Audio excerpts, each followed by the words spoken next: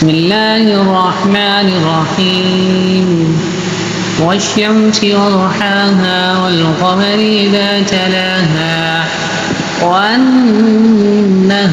إذا جلاها والليل إذا يغشاها والسماء وما بناها والأرض وما طحاها ونفس وما سواها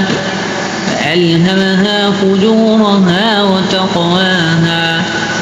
قد أفلح من زكاها وقد خاب من دساها كذبت ثمود بتقواها إذ انبعث أشقاها فقال لهم رسول الله ناقة الله وسقياها فكذبوه فعقروها فدمدم عليهم ربهم بذنبهم فسواها ولا يخاف عقباها صدق الله العظيم.